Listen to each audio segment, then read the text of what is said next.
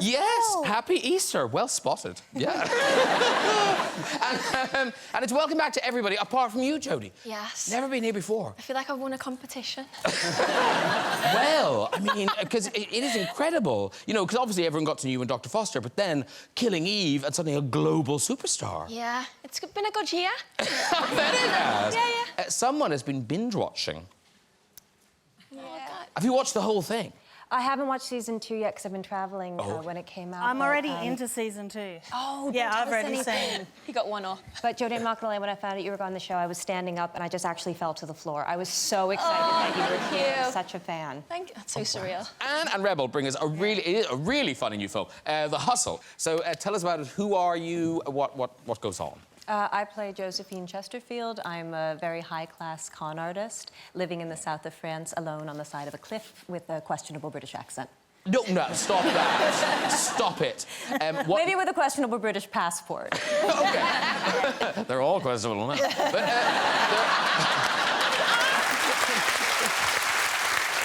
but that side of a cliff, that house is amazing. Isn't that house and that something? It is gorgeous. Rebel, who are And you? so I play Penny. I'm the low-rent con woman, so typecasting. And I see Anne's character and I'm like, oh my gosh, I want to learn from her. I need her tips in conning people. That was with a P. Yeah. Yeah. No, yeah. I've already got that. Yeah. And then she mentors me. Unwillingly at first, but... Yeah, and you grow on me. Yeah, and basically we get back at dirty, rotten men throughout the movie. Yeah, we kind of operate under the moral code that there's a stupid men tax out there. So, like, you know, one of the cons that we do, well, most of the cons that we do is that we're, you know, kind of men's most basic idea of what women can be. And if you happen to believe in women like that, we're going to take your money. Huh. Sounds fair. Yeah. And it is one of those comedies where there's lots of improv going on. I'm guessing there's lots of improv going on, which you both enjoyed. Yeah. I mean, Annie especially, she enjoys when I, like, insult her. It's true. Yeah. You're really good at it. And she's very easy to insult. But, I mean... I don't know, it's just something about your sincerity or something. You know what? I'm not even going to argue with it, I know. It's true. My favourite was when you called me an animatronic tease. Yeah, because on that day you really look like her. But you called me a big Russell Crowe. You asked me to! No. You're misrepresenting that story. Rebel's like, you know, Annie, call me a big Russell Crowe in this Oh, day. did I make up that You joke? did, for yourself! Now, your British accent, very good. Thank you very But much. but apparently you genuinely thought, I won't have to do that. I really did. When did you discover, oh, I'm really going to have to do this? Like a week before shooting. Why did you think that it wouldn't matter? I don't know. I just... Did I tell you I'm the boss of the movie? So I was like, yep, you have to do that now. Yeah. No, the boss of the movie. Yeah. When you see the credits, that's Rebel boss of the movie.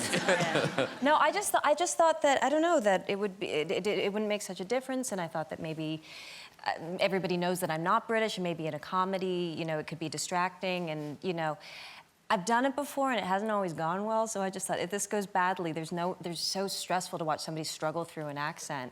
And then Chris Addison basically said, you're gonna do it. I need you to get confident with this and you gotta figure it out. So Joan Washington was my dialect coach. She was amazing and we made the best of it. And you do other accents in it as well. I knew I was gonna do the other accent. I just thought that maybe my character could be American to start with and then... And as the boss of the movie, you decided to go with Australian. I thought, give her all the accents. I do no preparation and just come on set. Yeah. Because Jodie, in Killing Eve, your main accent is amazing, but then you go off and do the different languages and things. Like, was that something... I mean, obviously, we'd heard you do kind of English accents. But was that something you knew you could do? Like, as a kid, were you good at accents? I've always, like, imitated, like, adverts and stuff with my dad. But I was the same as Anne. Like, in the audition, it was like, you know, she speaks many languages. And I was like, of course.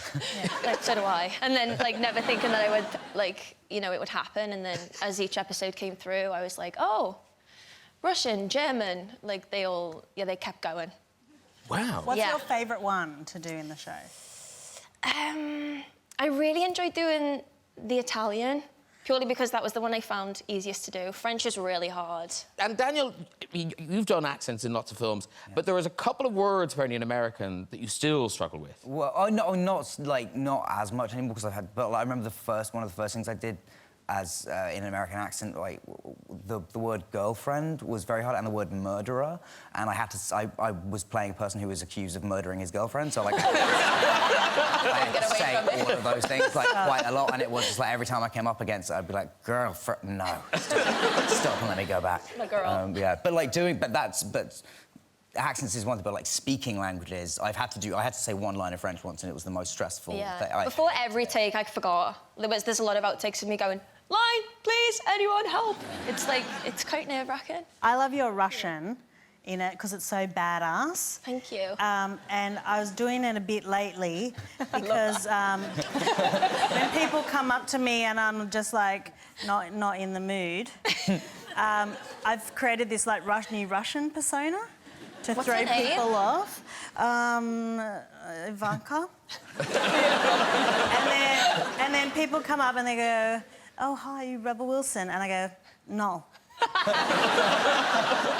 No, what do you want? No.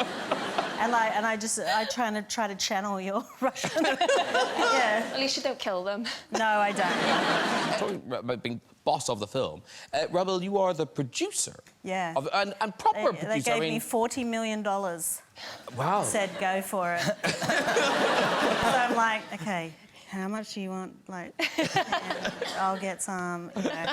Yeah, we'll have really good catering. Yeah. Hopefully the movie worked out well. They'll never give me money No, again. but I think the thing is, when people see your name as producer, they kind of think, oh, that's just a vanity thing, where it was a nice thing for you. But you did work for it. Yeah, I came up with the concept because it's based on Dirty Rotten Scoundrels that's had a few reiterations throughout history. And I went into MGM and said, oh, I'm feeling like we should do something like Dirty Rotten Skanks.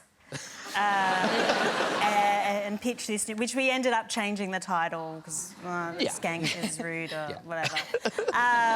And you go through all phases of development and filming the movie.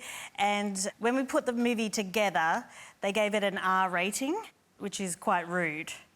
I think it's R for rude or whatever it is. But as the producer, I'm like, no, this is definitely a PG film. So I represented the film in the MPAA arbitration because I also have a law degree as well, guys.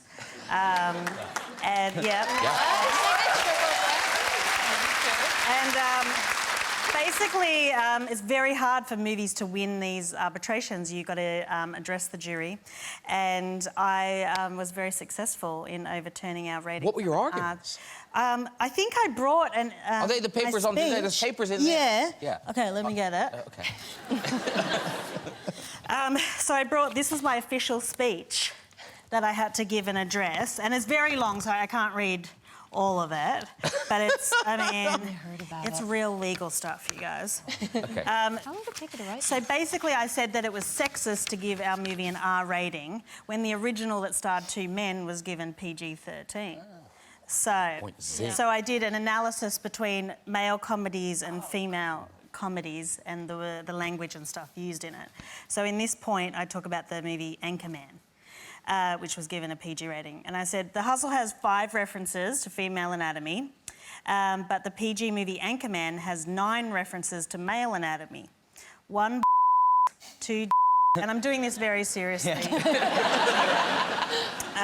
1 weed, 1 penis, 1 testes, 1 erection, 1 loins, 1 crotchal joke, plus 20 references to female body parts, and it has lines including, I want to rub Vaseline on your hiney, I want to put some barbecue sauce on that butt and just bite, bite, bite, munch, munch, munch. And you're saying this to, like, a judge? Yeah, I'm That's saying great. this to the jury. Awesome. Are they laughing at this? No, this is so serious. So serious. But I had to put all my arguments, and I'm like, you know, for example, even the Disney movie Frozen has an adult joke in it, where the character of Anna is referring to her fiance's foot size and says foot size doesn't matter. I mean, that's clearly a penis euphemism. And it's in a G movie. And there's also penis euphemisms in 101 Dalmatians and Muppet Treasure Island. Wow. And They're those really movies- shocked now. They're Yeah. Those movies are designed for young children to enjoy. So it goes on and on and on. I have a lot of arguments. The jury deliberated for less than 5 minutes and declared me the winner. Woohoo! Well done, that woman. So I was one of the first movies. I think the movie Mean Girls was one of the other movies to overturn their rating adjudication. Yeah, so... Well done, you. Smashed it. Yeah. Case Yeah, closed. thanks. But now, Rebel, your fans, they love you. I would say sometimes love you too much. Here's a picture of you with a fan Oh, yeah. who's got A Fat Amy quote. tattoo there on the torso. Yeah. Yes. That's dedication. Yeah. That is dedication, and, you know, and because, you know, he'd look good anyway. You Yeah. know, with or without tattoo, he'd look fine. Yeah, and I'm yet not he'd- sure. I'm not sure your face looks as good here.